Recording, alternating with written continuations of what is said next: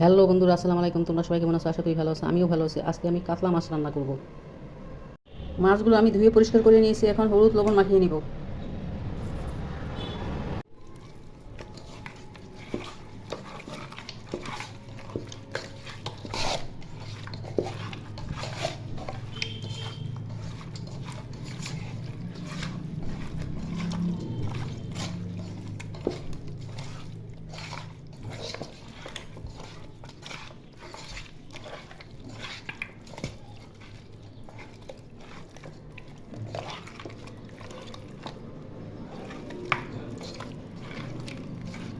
Data কেটে ধুয়ে পানির মধ্যে ভিজিয়ে রেখেছি। সবজি দিয়ে আজকে মাছ রান্না করব। ধুন্দুল কেটে রেখে দিয়েছি, এটাকে ধুন্দুল নষ্ট ফেলে দিব। আলু কেটে ধুয়ে পরিষ্কার করে রেখেছি। এগুলো সব সবজি মাছ দিয়ে রান্না করব। তেল গরম হয়ে গেছে, এখন মাছগুলো ভেজে নিব।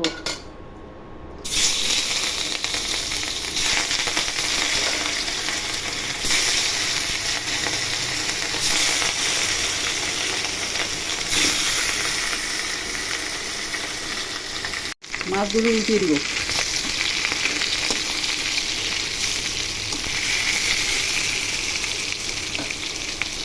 তেল গরম হয়ে গেছে, এখন পেঁয়াজ কুচি দিয়ে দিব।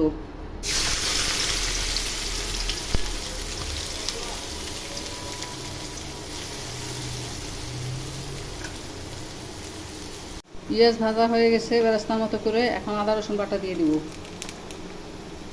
আদা রসুন বাটা দিয়ে ভেজে নিব।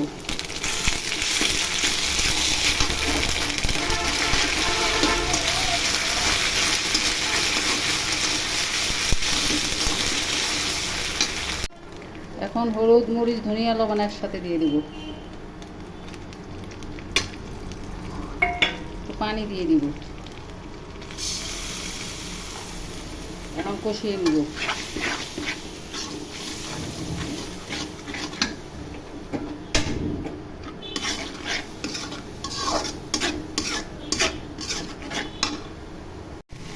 মশলা ভাজা ভাজা হয়ে গেছে, এখন তরকারিগুলো দিয়ে দিব। আলু আর ডাঁটা প্রথমে দিব, পরে ঝিঙ্গা দিয়ে দিব।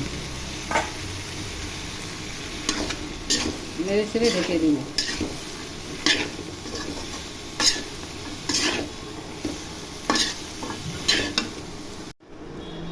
তরকারি দেখি কতটুকু কষা হইল।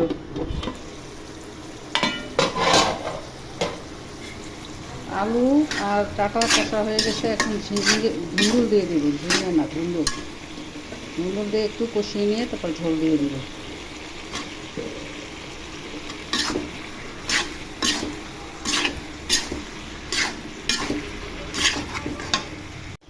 তরকারি কষা হয়ে গেছে, এখন পরিমাণ মতো পানি দিয়ে দিব।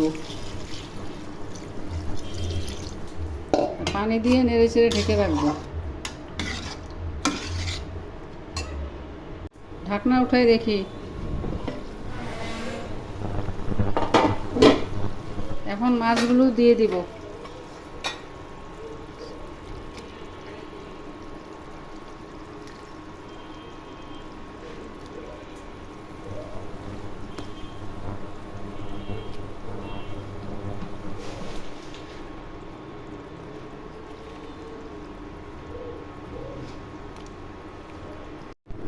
ঢাকনা উঠিয়ে দেখি, তরকারিতে বরফ চলে এসেছে। তো পরে জিরা দিব। এখন নেড়ে চেড়ে ঢেকে দিব। এখন জিরার গুঁড়ি দিয়ে দিব।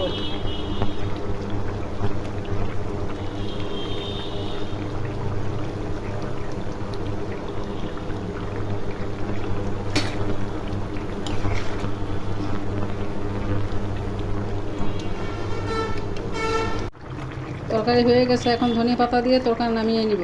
1 মিনিট রেখে ধনিয়া পাতা দিয়ে।